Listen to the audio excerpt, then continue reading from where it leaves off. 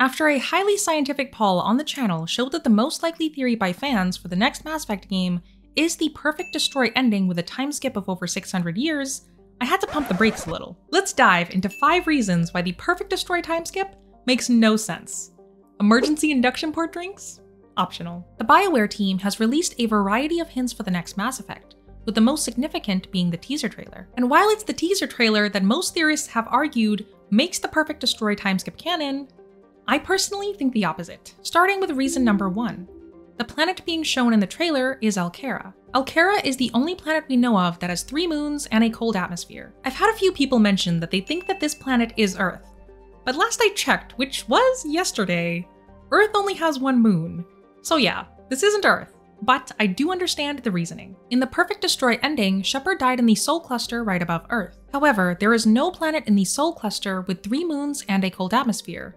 So basically, the planet in the teaser trailer can't be in the Sol Cluster. So, the new perfect destroy theory could be that the Crucible was unhooked from the Citadel, nobody checked for Shep's body, and then it floated its way over to Alkera, where Shep proceeded to plummet to the planet. Again. So, running with the assumption that this is Alkera, let's figure this out. Reason number 2. The helmet that Liara picks up shouldn't exist. On Alkera, there could be 2 different scenarios.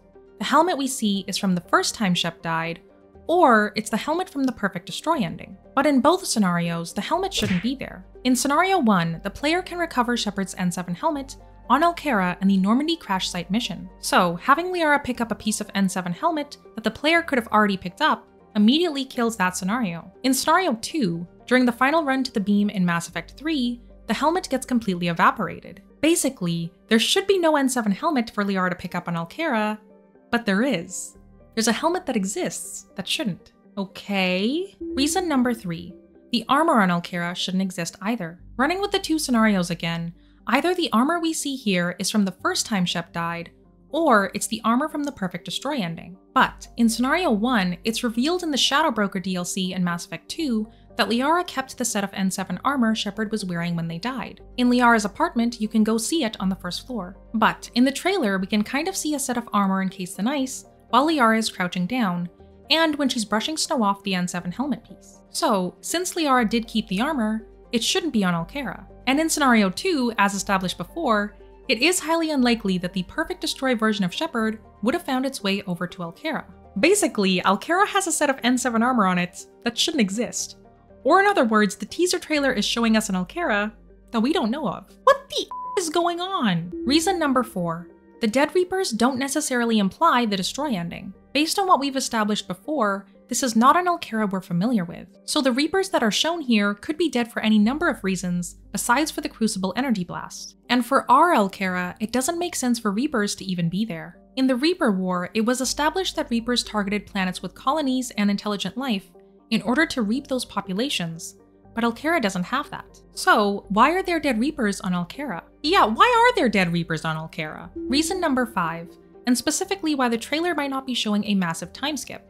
Liara's face doesn't necessarily mean that she's over 1,000 years old. Some fans have pointed out the wrinkles by Liara's cheek and eyes as being an indication that she's in her matriarch stage. In the trilogy, we encountered a variety of older Asari and even matriarchs who were either well into their thousands or close to it. Asaris like Samara, Arya, Matriarch Benezia, and Matriarch Athena. And I personally did not notice any wrinkles on any of those Asaris.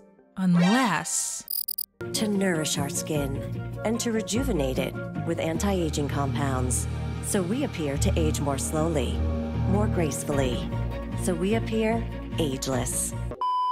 The trailer was clearly made with a larger animation budget, so those facial wrinkles to me just shows exceptional animation detail. Now obviously, the large time skip idea is mainly because Mike Gamble has also hinted at Andromeda being teased in the next title. How do we make sense of the trailer in relation to that?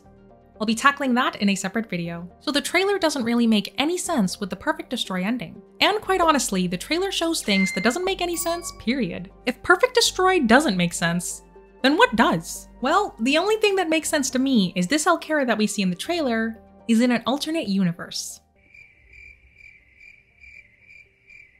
I understand that just the thought of Mass Effect expanding into a multiverse rubs some fans the wrong way, but it's the only explanation that makes sense to me from what we've seen so far. Liara looking for Shepard on Alkera in an alternate universe would make sense, because Shepard could have died there and not been recovered. The recovery that we see Liara and crew undertaking, I think, is in an alternate universe where Shep was left to die after they fell to Alkera the first time. As a result, having both the helmet and armor of Shep on Alkera makes sense. The Reapers that we see on the planet are already dead, implying to me that the Reapers were taken out by a different force other than Shepard. And if the Reapers are dead, that alternate universe didn't see a need to raise Shepard from the dead via the Lazarus Project, further explaining why Shepard is still in Alkera. In a separate breakdown I did of the relay teased on N7 Day 2022, I touched on the date for the next Mass Effect being 2190. With that assumption, Liara would be around 113, not over 1,000. And hey, anyone would get wrinkles after the stress of the Reaper War. Let's leave Liara's alone. Before coming up with the multiverse theory, I honestly thought that the trailer was more metaphorical. However, it just shows way too specific things, and there was a lot of effort that was put into it. According to Mike Gamble's LinkedIn profile, work for the next Mass Effect began in March 2019, so there was plenty of time to come up with the idea that Shep was coming back, and how. Director Gamble's tweets confirming and denying certain things within the trailer also means that the trailer was full of intent. Regardless, I am here for any and all theories, so if you have any thoughts on what we're seeing in the trailer, feel free to comment down below and we can discuss them there. If you want even more trailer analysis, go check out who I think Liara brought with her to recover Shepard right over here. Until then, I'm Atharia, and this is my favorite franchise on the Citadel. Logging you out, Shepard.